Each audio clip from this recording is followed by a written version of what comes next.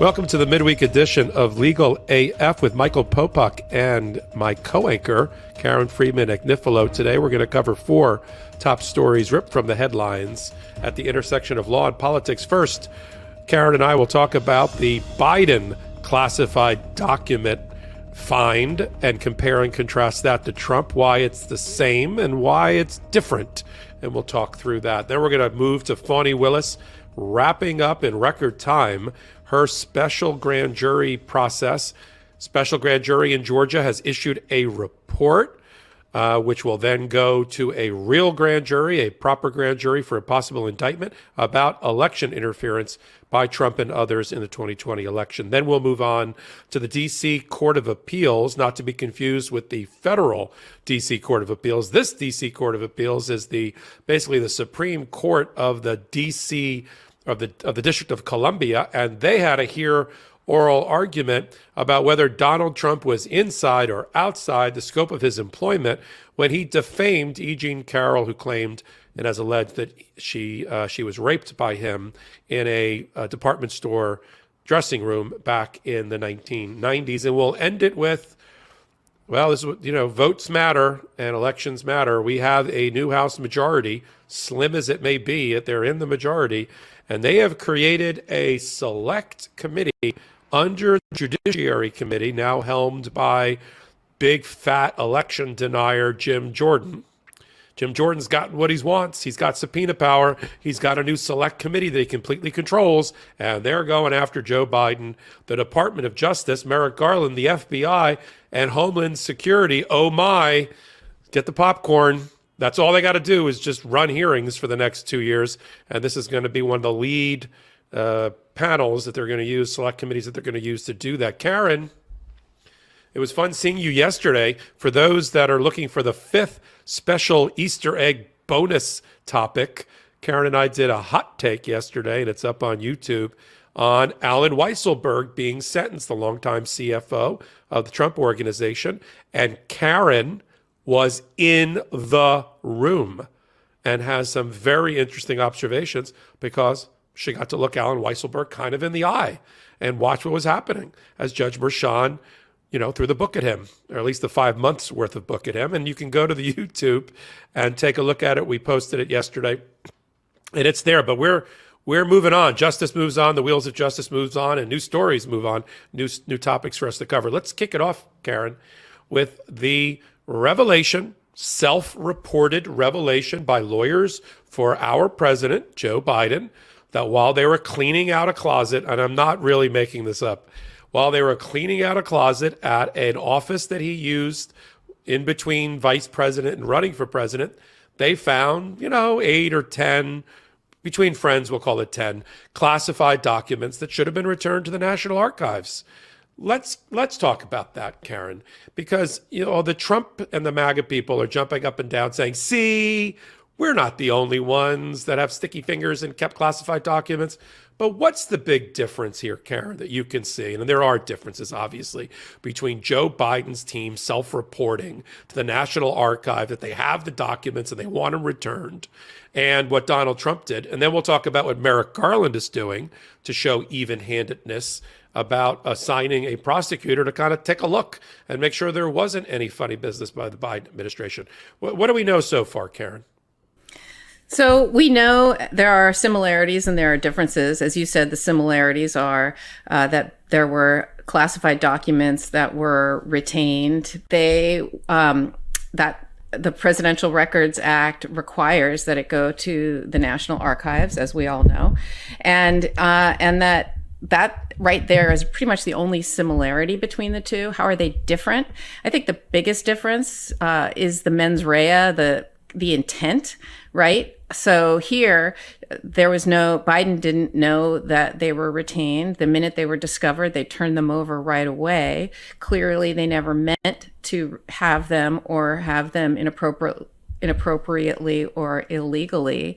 And whereas Trump, I think the case is going to boil down to what his mens rea or what his intent, his state of mind was. And, that's the big difference between whether something is a crime or not, is what was the state of mind? What did you mean to do? That's why someone could die in a car accident, but it's an accident and no one gets prosecuted because it's just an accident. Whereas if someone intentionally runs someone over with a car and they die, then that person's prosecuted for murder.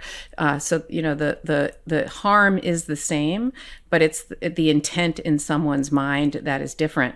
And so here, that will be the analysis, is the state of mind. And it looks like Biden never intended to do this or possess these, certainly not hold on to them. And Trump, as we know from all the prior podcasts that we have all done and all the reporting, he had a couple hundred documents versus 10, but also how much they resisted turning back over the documents, so much so that they avoided subpoenas and they had to execute a search warrant. I think this is going to boil down to that. Yeah, I agree with you. Let's talk about that, because our listeners and followers and viewers like to be armed with the facts. It's the one takeaway that I take away from all of the social media postings and tweets and live chat that I read and you read for LegalAF and for our hot takes is that people universally and uniformly like the legal education,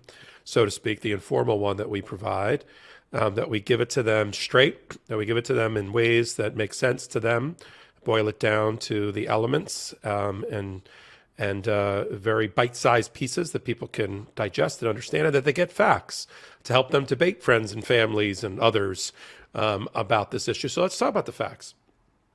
Donald Trump had 184 classified documents that he eventually returned to the National Archive, but the National Archive believed there were more, which led us to now the infamous 100 documents that Donald Trump held onto, despite numerous requests by the National Archive, despite letters from the National Archive and its counsel, despite negotiations between Trump's lawyers and in-house people in the West Wing and the National Archive. And in addition to all of that, the Department of Justice got involved. Department of Justice said, let's do a subpoena. So they did a subpoena going to a grand jury in Washington. And when the subpoena was not adequately complied with, because Trump either believed he had the right to hold on to these documents in order to use them for his own personal gain, or for extortion, or for whatever the reasons he was holding on to these things, the Department of Justice went to a magistrate judge in South Florida, Judge Reinhart, and got a search warrant. And they went in and executed a search warrant, and lo and behold, found lots of things in there that should have been returned to the National Archive, including at least 100 classified documents that are now, after appellate practice, appellate rulings, 11th Circuit rulings, upheld by the U.S. Supreme Court, are now back in the hands where they've always should have been of the government and the Department of Justice. That's Trump. Biden had an office for the Penn Biden Center, PENN Biden Center, which he used in between being vice president and becoming president, and his lawyers, not with him present, in cleaning out the office to close it in a locked closet, found at most 10 things that were still marked classified.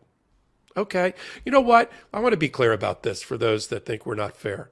I am sure that every president has inadvertently taken home something that he shouldn't have, and then had to return it.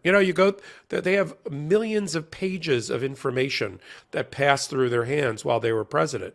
And if 2 terms, they have double that.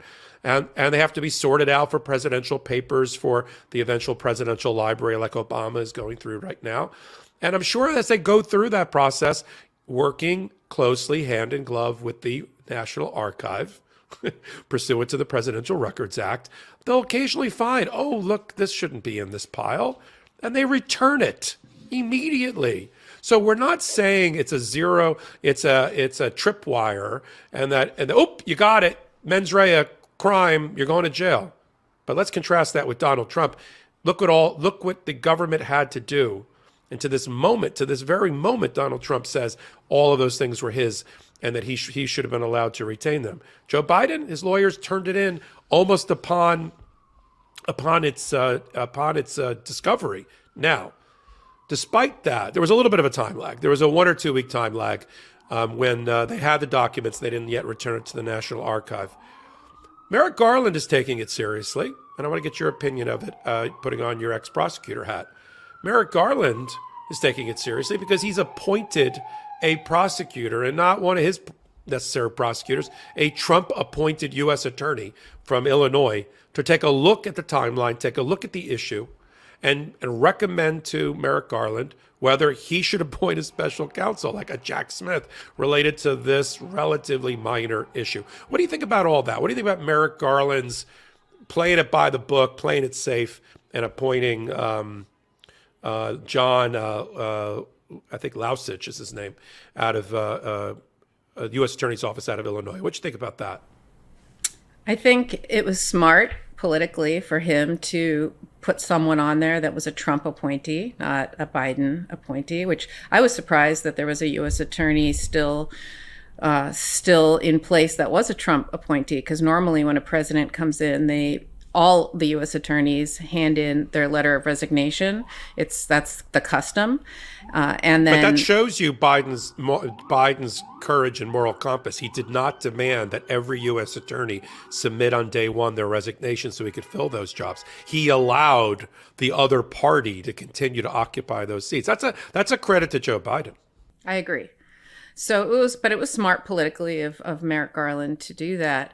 I have to say that when I saw this, it was like a kick in the stomach for me. And the reason is because there's the legal question, which we discussed, about whether this was intentional and the mens rea was there. But there's also a prosecutorial discretion question. Every time a prosecutor brings a case, it's because they've made a decision to do it. And prosecutors don't bring every case that they can bring. Sometimes they don't bring cases. And many prosecutors judge themselves as much by the cases they do bring as the cases they don't bring and the cases they use their discretion. For example, there are times, some places have adultery on the books and prosecutors won't prosecute that, or abortion, or those types of things. Those are examples of times prosecutors use their discretion. There are other times prosecutors use their discretion, and that's when there are political questions that are afoot. And in this particular instance, with the fact that this, Jack Smith, I guarantee, is going to recommend to Merrick Garland that there is a crime that Trump committed, that the mens rea will be there, the elements of the crime will be there, and Merrick Garland will have to use his discretion to decide whether or not to bring the case against Trump. And I think there's going to be a lot of thought put into it now that Biden did what some will say is the very same thing. And if you prosecute one and not the other, it'll be viewed as a double standard. I'm just very concerned that this has now put in doubt and put into question whether or not the Mar-a-Lago documents case will be brought ultimately against Trump, which frankly I thought was the easiest, simplest case that was going to be brought for sure. I now think there's a question because of this revelation. Well, let me push back on that. As I said, I am sure in the history of presidential papers since the act was passed, especially after Nixon, I'm sure there's been cases where inadvertent, which is what this appears to be at first blush. I think that there has been other cases of presidential papers act technically being violated inadvertently by a president on the way out. I'm sure it happens. I'm sure there's, been stuck to the back of a box or stuck to two documents stuck together or something that they thought they'd returned, they didn't. I think the only reason that Merrick Garland is taking it a little bit more seriously than I thought in appointing a person, not the special prosecutor, not a special counsel. He's appointed a U.S. attorney to look at the issue as to whether there should be the appointment of a special counsel. and make that recommendation to Merrick Garland. It's Merrick Garland's call as to whether he's going to appoint a special counsel. And I think this is much ado about nothing. It would be not only a complete waste of time and money, but just kind of a perversion of what the special counsel process is for. Special counsel's process shouldn't be, I found documents in a locked drawer that I didn't know was there, and as soon as I found them, I decided to turn them in. Now, if for some reason Merrick Garland is concerned about the 2-week delay or so that's been reported in the media between the finding and the notice to the National Archive, and sort of the midterm election was in the middle of that, if he thinks that something that they were gaming the system a bit, then maybe. I'm not sure. At the end of the day, it has a hill of beans different. It will have a hill of beans difference to Mar-a-Lago, because we've already outlined, the dozen or more fundamental ways Mar-a-Lago and Trump's continued resistance to this moment and foot dragging and hiding documents and moving documents from room to room on video and not securing them is different than oops, I found 10 documents sitting in a closet. So I'm not as concerned as you are. I think if Jack Smith decides he's going to, it's not a recommendation. Let's be clear on the special counsel law. It's not a recommendation to Merrick Garland. It runs the other way. Special counsel makes a decision whether to bring an indictment.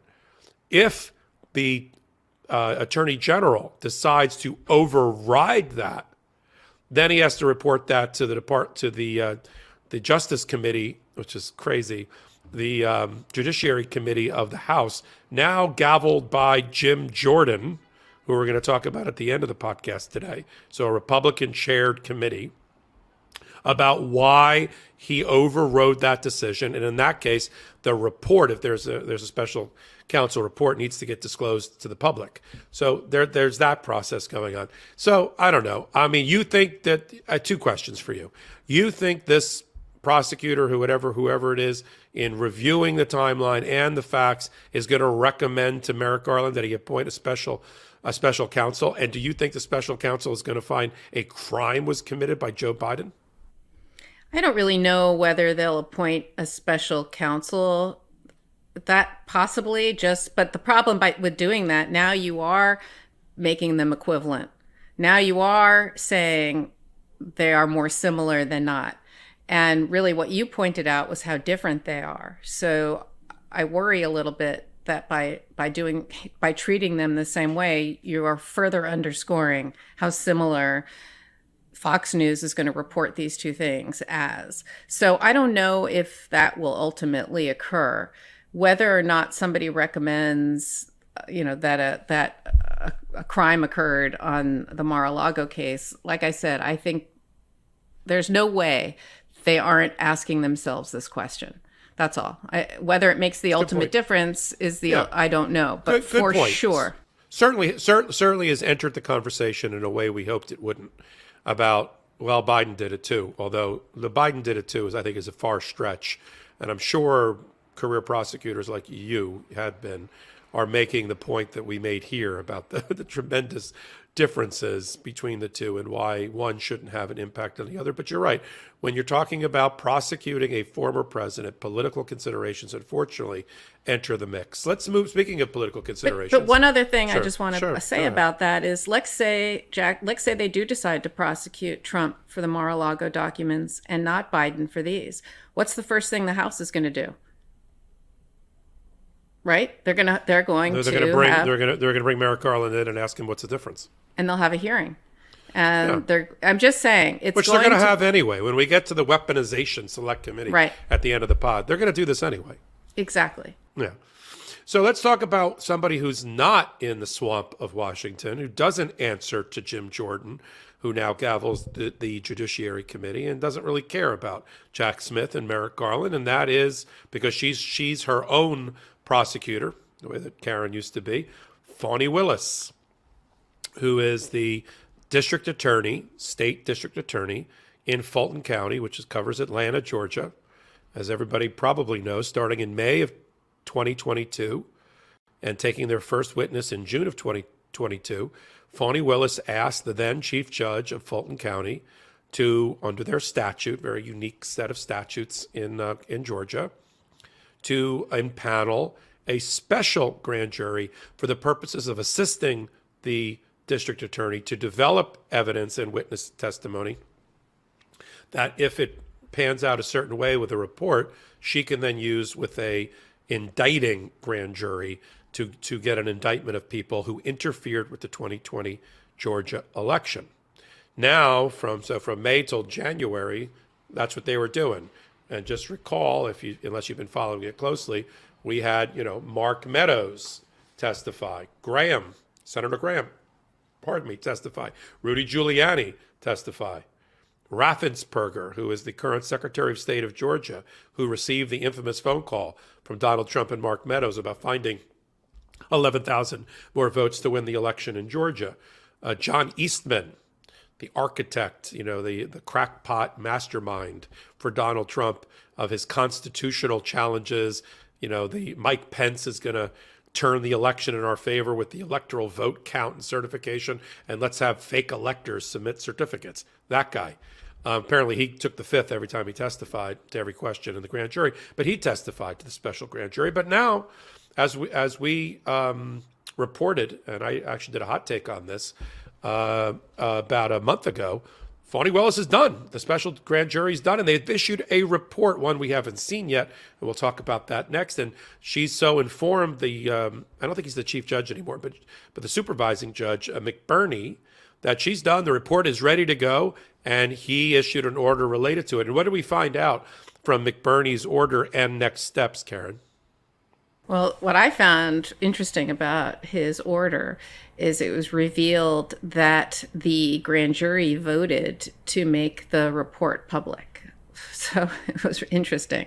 So I guess they're going to have a hearing on January 24th. Judge McBurney is to determine whether he's required to make the report public or not. So that's, I think, what the next step is going to be. It would be very interesting to see that report. So the way that this very unique, we don't have it in New York. We don't have it in most of the places that I practice, or Karen practices. Georgia's got this very unique thing. This whole, it's not advisory, so to speak, but they run through evidence and witnesses through a special grand jury before they have what I'll refer to here as an indicting grand jury, one that can actually issue an indictment. And it advises the Karen's texting me as I'm talking. We have special grand juries too, but they, in New York, but they do the same thing as this one does. Yeah, so it's very interesting. Yeah, so it's very interesting. Sorry to, why would you know this, right? So no. That listen, I learn on LegalAF as well. So I'm not going to act like I know everything. I'm just here to try to transmit information, even if I have to learn it on the fly with you. So go ahead. So why don't you compare the New York special grand juries that you're familiar with because of your years in the Manhattan DA's office with what we understand the Georgia one is, and then I can move the ball forward in the story afterwards. Sure. So not every state has grand juries. Grand juries are in many, many, many states. New York is one of them. And it's different from what we call a petit jury. A petit jury is a jury of 12 people who sit or 12 or 6, depending on if it's a misdemeanor or a felony in a criminal case. And those are the ones that sit through a trial. But a grand jury is what is used to indict someone of a felony, to bring charges, which is the formal initiation of a criminal case. And grand juries can sit for periods of time, and they hear cases. It's only the prosecution typically that brings the information. But in New York, a defendant has a right to testify, but they have to waive they go in and they have to waive immunity, because in New York, any witness who goes into the grand jury automatically gets full transactional immunity for the case. So there's all this complicated stuff that happens in the grand jury. But grand juries in New York, for example, typically sit for usually 4 weeks at a time. And they are, let's say, all morning or all afternoon, and they come every day, and you go in and they hear cases, and it's a probable cause or reasonable cause to believe that a crime was committed standard. And what they do is they vote on whether to indict someone. That's what typical grand jury is. And it's fairly easy to indict someone. In fact, I can't remember who it was, a Supreme Court justice, I think it was Saul Walkler, who was the Chief Justice of the Court of Appeals in New York, said, a grand jury would indict a ham sandwich because it is fairly easy to get an indictment in New York. It's largely just procedural, where witnesses go in and testify. Okay. But then there's something called a special grand jury. And what special grand juries are most of the time long-term investigations that happen in special grand juries, because you're not going to be able to do it all in 4 weeks. So what will happen is a prosecutor will say, I have a huge investigation that I want to bring, or I want to call witnesses and I want to investigate. And so what they do is you apply to the court for a special grand jury, and that can sit for 6 months, for 8 months, for a year.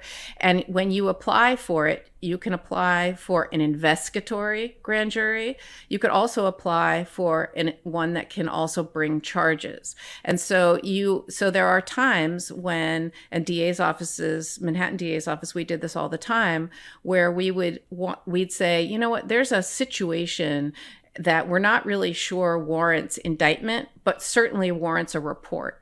So one of the things we did a report on was we were having lots of pedestrians get hit by cars. And it was just happening very frequently. And we wanted to look at what the problem was. And so what we did was we called a special grand jury and we issued a report. We called witnesses. And in the report, we made recommendations about why we haven't brought cases. It's because we need changes in the law, or, so there are lots of topics that you could come out with a special grand jury, but they usually look at a situation or a problem or a case or whatever it is, and they usually make recommendations. And like I said, sometimes, though, you can call for that special grand jury and have it be investigatory and one that you can bring charges. And so you may or may not vote charges at the end. But we do have these special grand juries in New York, similar to Georgia. Okay, so that's great. That's great. So let me pivot off of that. The one here in Georgia is, according to Fani Willis, she's also now she has a prosecutorial decision to make.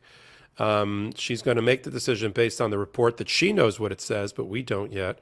McBurney, the chief judge, or the former chief judge, knows what it says, but the public doesn't yet. But we will, if this hearing goes the way I think it's going to go that you mentioned.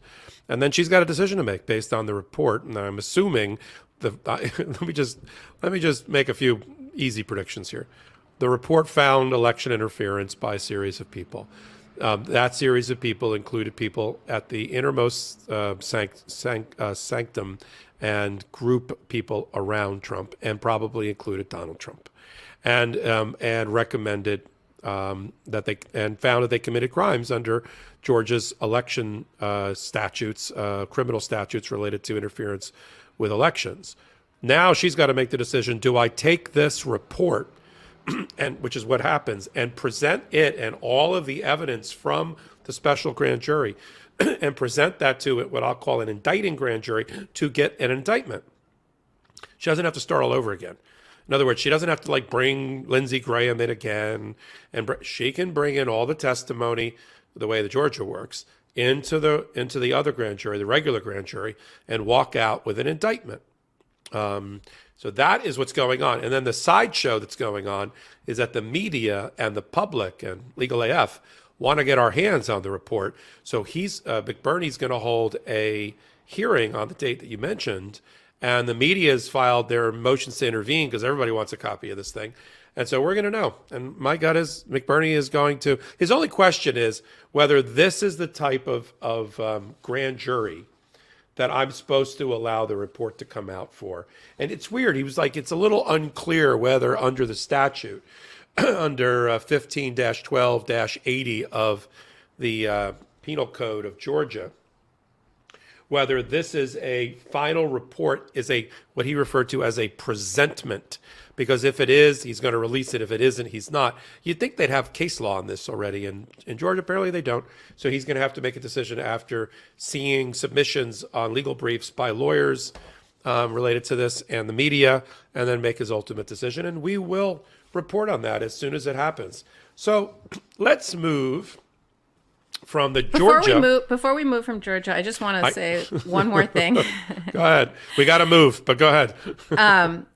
I just want to underscore how important it is for Fani Willis to bring this case, because as we've said over and over again, and I want to just repeat it because it's so important, if a Republican becomes president, they can always pardon Donald Trump, Rudy Giuliani, and everybody else, but they cannot pardon a state court case or state court charge or conviction.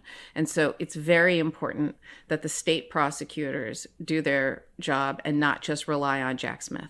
That's all I want to say. But the governor of the state is a Republican, and he could pardon the state claim. He could. That's true. So, right. I mean, although there is pardon differences, and not every governor has that power. Some states, and in the vague back of my mind, I'm thinking Georgia doesn't allow, and we're going to look it up. I don't think Georgia allows the governor solely to make a list of who he's going to pardon. I think it has to come from a pardon commission recommendation.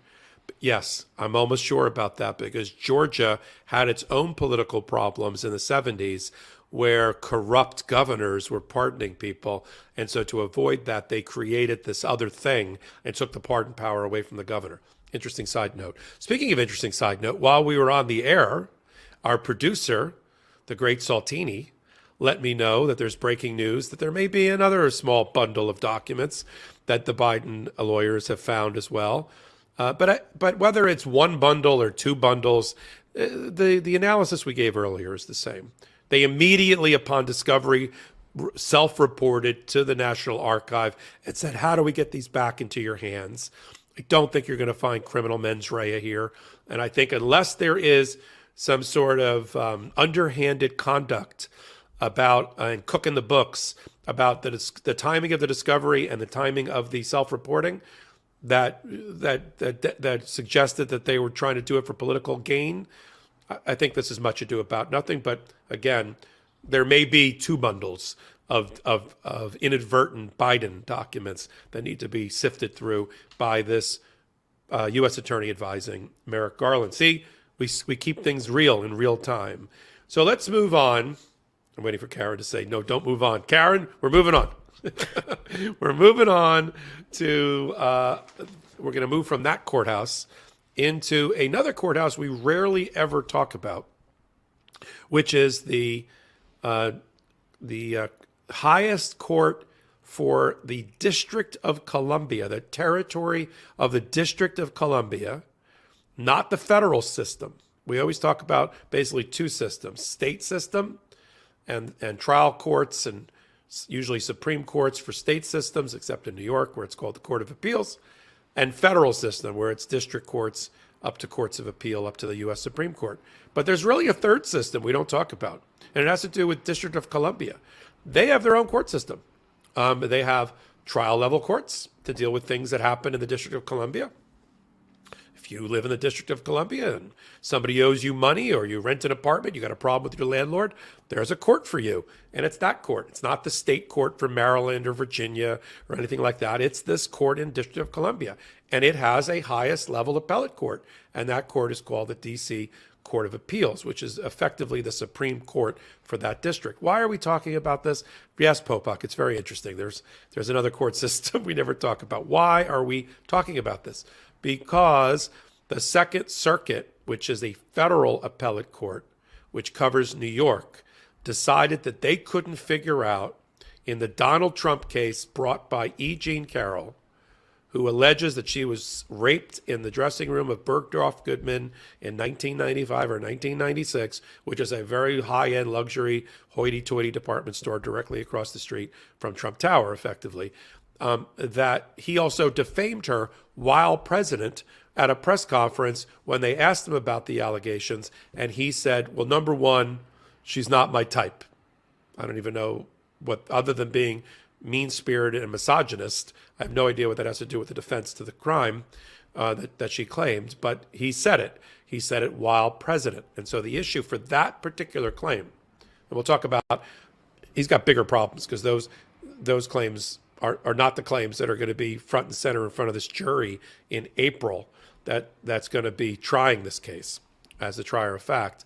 But this issue of whether he can or can't defame her is important, because if he was an employee of the federal government, which the Second Circuit says he was, the president is is employee number one of the federal government, and everybody else is under him.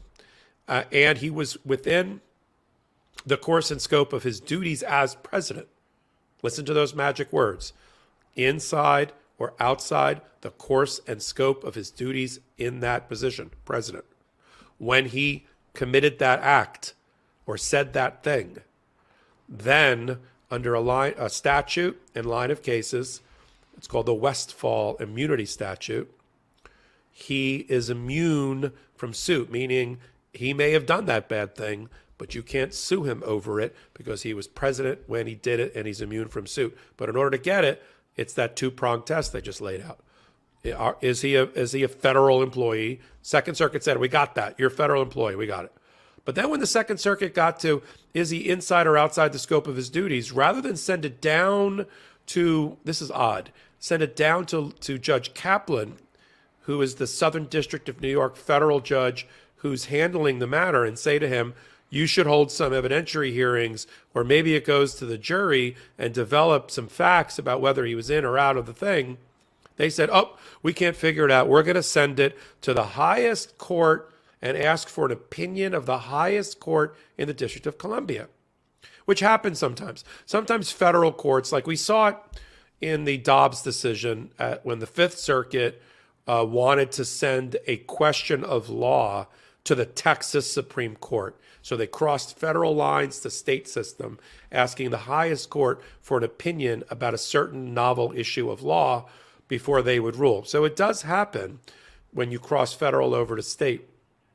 But this one was weird because usually, and I've tried cases not on presidential immunity, but on a related concept that's referred to in the law as vicarious liability or respondeat superior, where you have to do the same analysis. Was somebody inside or outside the course and scope of their duties? And that's a fact-intensive issue that a jury has to develop, or a trier of fact has to develop, based on evidence and testimony. Appellate courts don't, that's not their thing. They don't do that. They don't develop records. They don't develop facts. That's done at the trial level. And in fact, appellate courts will often chastise an advocate who's arguing in front of them and saying, where is that in the record? We can't develop facts. We can't take testimony. We can't look at evidence that's not in the record developed by the trial court below. And you're asking us to be a trial court. We're not a trial court. We're an appellate court. Happens all the time. So when the Second Circuit shifted over and said, send this off, we'll certify a question to the D.C. Court of Appeals, was Donald Trump inside or outside the course and scope of his duties when he made this comment in response to a question at a press conference? And there was a hearing, an oral argument yesterday. One side, Alina Habba. Boy, she outmatched. Alina Habba arguing in front of a 9-judge panel. They had the entire gang there, chief judge and 8 people, listening to Alina Habba make her arguments about Donald Trump was only doing his job when he maligned and defamed E. Jean Carroll, and a partner of Robbie Kaplan, who's been on our show before, one of her law partners, Matz, who made the argument, the contrary argument, that it was too far. That misogynist comment, defaming comment, was not part of his presidential duties. That's the battle. But what was the problem that you could see, Karen, from the reporting in the room about the questions that were being asked by the panel, and what do you think is going to happen next? It's my question is twofold. Well, first of all, I'll start with what's going to happen next. I think this case is irrelevant. Why do I think this case is irrelevant? Because it doesn't matter what the judge rules, because we've got the New York case. Since he's been left the presidency. He's being sued in New York under the Adult Survivors Justice Act, which gives a 1-year window for sexual assault survivors for adults. No matter when it occurred, if the statute of limitations has passed, they can bring their claims. And so that case is pending in New York. And that's really the heart and soul of what's going on.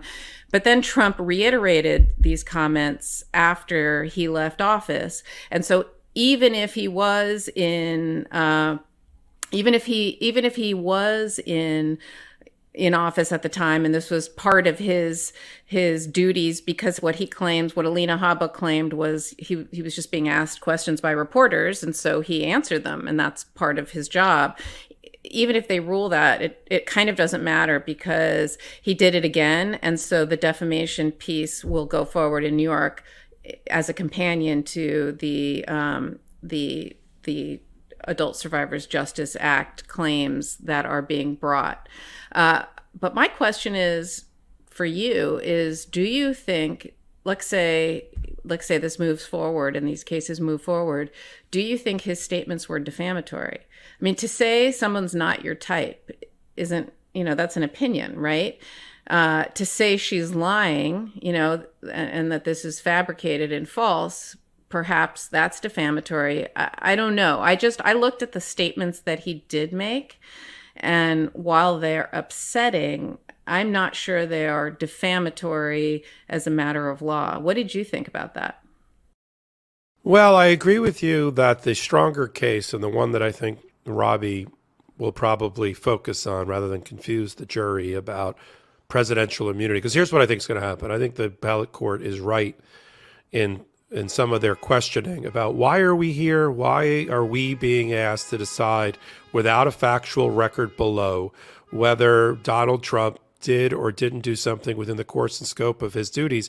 Don't we need a factual record? And isn't that only being done at a trial court level? Meaning the Second Circuit punted it to them, and now hot potato, and mixing metaphors, they're going to punt it back to Lewis Kaplan, the judge in the Southern District, New York, to put that question in front of the jury. If I'm Robbie, if that's the way that this is going to play out, I cut that claim completely and I focus on the civil rape claim. And I did a hot take on this that's now up on MeidasTouch's YouTube channel. I just focus on the civil rape claim, which is the strongest claim with its lower burden of proof in her testimony, because she was able to bring that claim in November because of a change in the law in New York State on the Adult Survivors Act law, and to take advantage of it, and take advantage of the defamation claim that you just outlined, Karen, that is not subject to the immunity defense at all, which is the stuff he said in 2021 and 2022 on his social media. The strongest case she has for the jury is rape, and the defamation becomes sort of the tail to all of this. And I think if she's trying to figure out how to best present her case, and you know this from being a prosecutor, and I know it from being a trial lawyer as well in civil context, is, you don't want to blow the jury's mind and have them get confused about, anything about presidential immunity. Drop the claim completely and just focus on the things that aren't immune. But she's not ready to give that up yet because she's following through in a process and she doesn't know where it's going to land yet. I assume just before trial, regardless of what the result is, she's going to cut that claim and cut it off. But let me answer your question on before you jump in on defamation.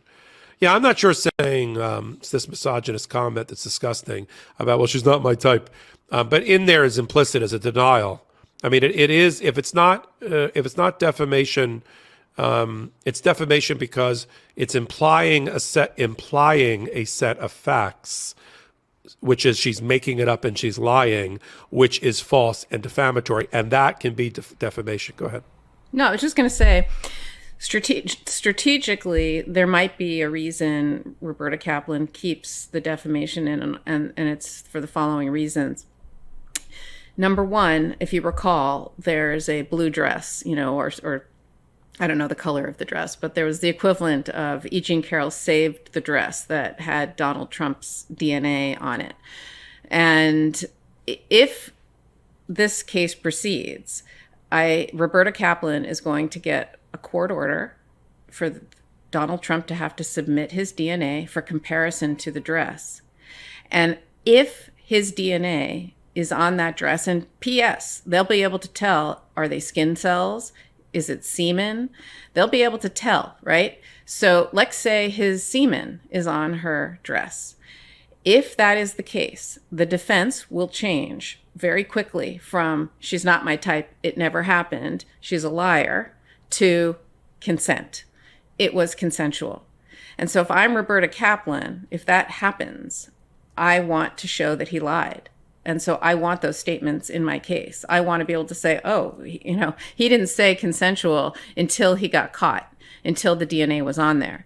He's a liar. And that's an important fact that you're going to want in your case. So yeah, I like that. I think that's a very good twist there about how to try a case. It's easy for us sitting here in our podcast to Monday morning quarterback a trial that we're not involved with. But I thought that was a very good comment, and the struggles that Robbie will have with making the key decisions to put on her best case.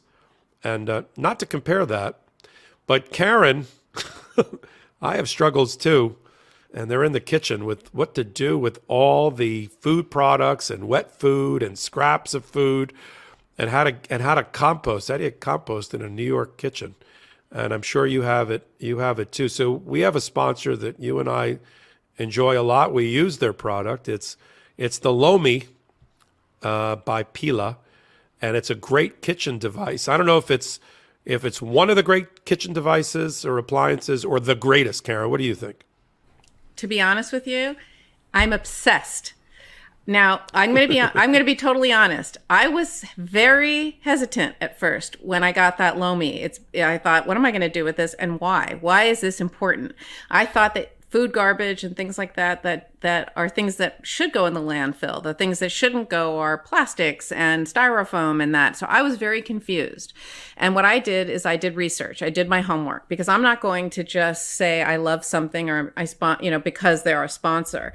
I want to test it out myself. So I did my homework. And what I learned is that one of the number one causes of the ozone layer depletion is methane gas. And the New York Times, coincidentally, had an article that came out in the last couple of weeks that household food and household food garbage and waste is almost 50% of the methane, of the bad methane that gets released into the air. And the one thing that we can do to stop it is to compost. And so I have learned a lot since then, and it has now become an obsession, to the point where I was at a restaurant last week, and I made everyone put their leftovers into a to-go box so that I could bring it home and put it in my Lomi, and so that I could create and compost it and have Lomi dirt, as opposed to it going into a landfill. Everyone said, you're crazy. And I said, I don't care. This is what I'm doing. I got my mom into it. She also got a Lomi. It is now my obsession. So it is incredible. And now you can take that eco guilt that you had and that feeling that you're not doing your part to help the environment, Karen, and you can get your friends and family to help you do your part to alleviate that and resolve all of this buildup of garbage that's in your home or now in other people's homes. So I had that same eco guilt, and then I got a Lomi, and that Lomi allows me to turn my food scraps into dirt. Not compost, dirt, with a push of a button. Lomi is a countertop electric composter that turns scraps into dirt in under 4 hours. There's no smell when it runs, and it's really, really quiet. And to answer a question that's out there, it's low power. People are thinking, well, the power to run the thing. No, the power to run the thing is very minimal, but the payoff from an ecological standpoint is tremendous. So now I have less garbage each week. I went from 3 or 4 bags of just garbage down to 1. I was cooking Sunday dinner again this past Sunday, like a Sunday roast with roasted vegetables. We loved it, but it generated an entire sink full of scraps and vegetable scraps and meat scraps and all sorts of things, and put it all into this canister, this metal canister that's inside the Lomi.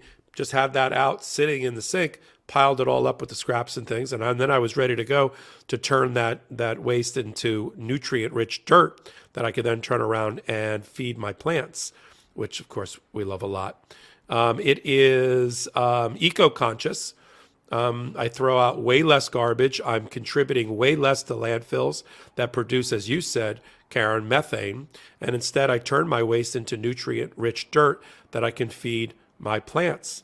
So if you want to start making a positive environmental impact like Karen and me with her friends and her mom, or just make cleanup after dinner that much easier, Lomi is perfect for you. So head to lomi.com/what else? LegalAF. So LOMI.com/LegalAF and use the promo code LegalAF to get $50 off your Lomi. That's $50 off when you head to LOMI.com/LegalAF using promo code LegalAF at checkout. Food waste is gross, Karen. Let Lomi save you a cold trip out to the garbage can. I like Lomi. I'm glad they're here. Thanks for being a sponsor. And let's move on to our final segment in our podcast tonight with what is going on with the House Republican majority. All they seem to be doing is passing ridiculous laws that will never be bills that will never become law because the Senate majority Democrat will not allow it. Let's defund the IRS. Trump hated the IRS, as we know. Let's get rid of the IRS. Let's defund it. No, not going to pass in the Democratic Senate. There's no way to override a veto by the president. And they're doing that like every day. Hunter Biden, let's spend an entire set of subcommittees on Hunter Biden and his laptop. Because let's be frank, they've got nothing else to do. They only have two big levers that they can play with, like a child on a play school driving kit in the car. Now they got two things they can do for the next 2 years. They can play around with the debt, the budget, and the ceiling related to debt and spending bills until they're forced because the economy will spiral out of control, putting them all out of office if they fly too close to the sun. And they can have hearings. It's just what America needs to progress itself. More hearings.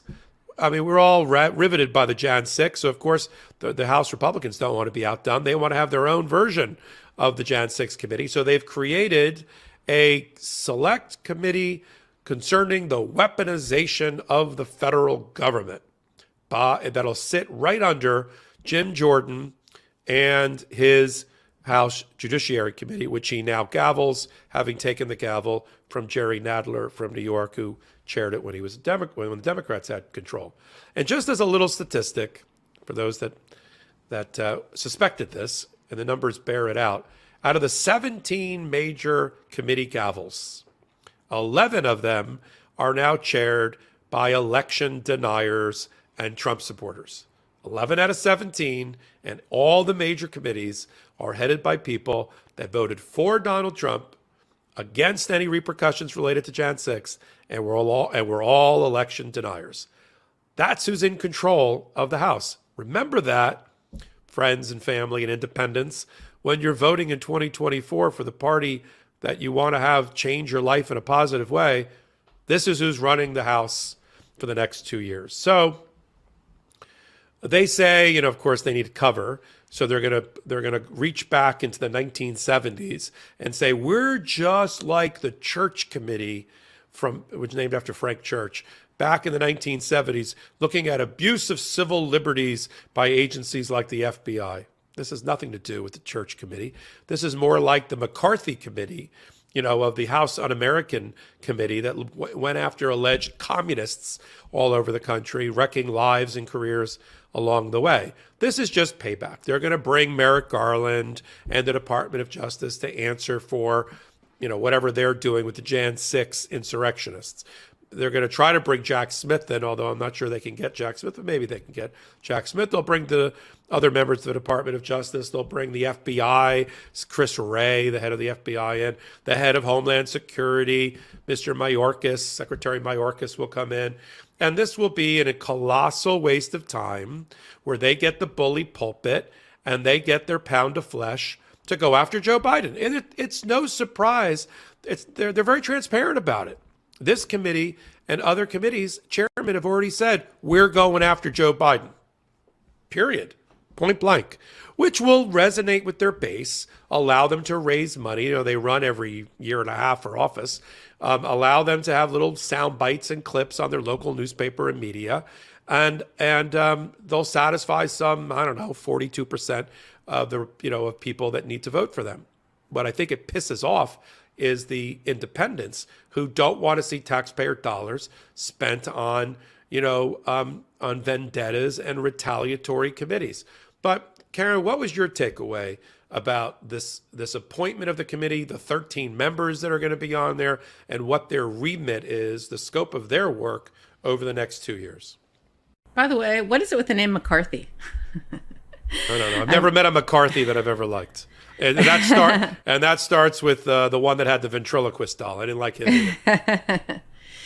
This is just so upsetting. I mean, it's going to cause a lot of fighting. The fact that they're going after law enforcement, and in some ways, it's amazing how they call it the weaponization of government when really what they're doing is weaponizing the House. And they're going to look into programs, they're going to look into the FBI and the intelligence community and the IRS, as you said, and it's going to create big fights because the Department of Justice is going to say, we're not going to hand things over that are sensitive, and we're not going to hand anything over that's a criminal matter, pending criminal case or a criminal investigation.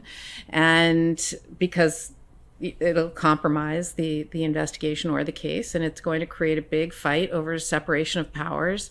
And, the DOJ is going to have to create, I think, some very clear lines on what it will and will not turn over. Like, I guarantee one of them is going to be they're not going to turn over anything related to a case pending or an investigation that's not yet a case. That's going to be one clear line. But what about past cases? Are they going to cooperate at all? So it's going to be very, very interesting and to see how this plays out. But it's going to be ugly, I think. I don't see this happening. Yeah. I don't want this. Nobody wants this. But if I have to have it, I guess we'll make the best of it. We'll make lemonade out of lemons. I am sort of looking forward. I have a perverse sense of humor. I am looking forward to seeing, on one hand, Merrick Garland, and on the other hand, like Jim Jordan, or whoever's on the. Jim Jordan's going to be doing all the subpoenas. All the subpoenas are going to be issued as if they're coming out of the Judiciary Committee. They supercharged this select committee, basically saying they're all adjunct members of the Judiciary Committee, giving them strong subpoena powers. And I don't know who's going to gavel it yet. I was trying to check before we did the podcast tonight about who's actually going to be the 13. They haven't picked the 13 yet. I hope the Democrats will stay on. I hope they don't do what the Republicans did to the Select Jan 6 committee and not stay on, because I want to know. That's the only way we're going to know what they're doing. Yeah, but I'm not sure the reporting on that has been accurate. They made it sound like 5 of the 13 are going to be Democrats. That's not what it says. What the resolution says is that 5 are going to be in consultation with in this case, Representative Hakeem Jeffries. So listen, he's going to say, all right, here's my consultation. I want 5 Democrats, and here's my 5 Democrats. McCarthy doesn't have to go along with that. He can say, yeah, I don't like those 5. Pick again. And then, you're stuck with Hakeem going, okay, pretty please, will you take these 5? I don't think you want to be there either. And what is the advantage to making it, quote unquote, bipartisan when it's obviously completely partisan? So I'm not sure I agree with you that I want Democrats on there. I'll tell you why I want them on there. All right. Because otherwise we're not going to know what they're doing. And the Democrats will it's true. The Democrats will make sure that we get oversight over the Oversight Committee. Basically, yeah. No, yeah. I mean, I just think that way we'll know what they're trying to do, what they're saying, what the agenda is. Otherwise, the Republicans are just going to control the message. They're going to control the dialogue, and we're going to be. I mean, information is power. Having information is a good thing, and so that, if nothing else, just for that reason, I want Democrats on there to keep everything honest. Number one. Number two, the other thing that's going to happen is people are going to refuse to come before the committee committee and testify. Most notably, people like Jack Smith, for example, is going to refuse to come testify and talk about his investigations because they're open. Yeah. And so what's going to happen is the committee's going to refer contempt of Congress. They're going to refer cases, right? Contempt of Congress cases to the DOJ, and the DOJ is going to refuse to prosecute it. It's just going to be so ugly. Yeah. This whole thing is going to be a mess. And this may single-handedly keep LegalAF alive. I kid around with Ben about, the fuel that we need. And I'd be very happy if things were like normal. I'd be very happy to put the show out of existence. Like, okay, we're done. We did our job. We're done. Nothing to see here. That's never going to happen. Thank God. We like doing the show, and I think people like having us do the show. But we always worried about, is there going to be enough to talk about on a weekly basis? I mean, just the shenanigans of the House Select Committee under Jordan and all the election deniers, running around for the next 2 years, like you said, running in and out of court with subpoenas, getting the Supreme Court to have to rule on things, the real DC courts, the DC courts of appeals, they're nutty enough to actually try to get the sergeant at arms of the House to go arrest somebody in there. This will be like, 1800s. And the sergeant of arms went literally like on horseback with like a constable and tried to arrest people. We may try to see that again. Arrest them on the House floor. Crazy, crazy stuff. But anyway, listen, this is why we invented the show. There's obviously a need. There's obviously content that we can talk about every week. And we've come to the end of another midweek edition of LegalAF with Karen Friedman Agnifilo and Michael Popok. And our sponsor today, one that Karen loves dearly, and so do I, Lomi by Pila. We're glad they're on board. They're going to be with us for the whole year, it looks like. And people should try it.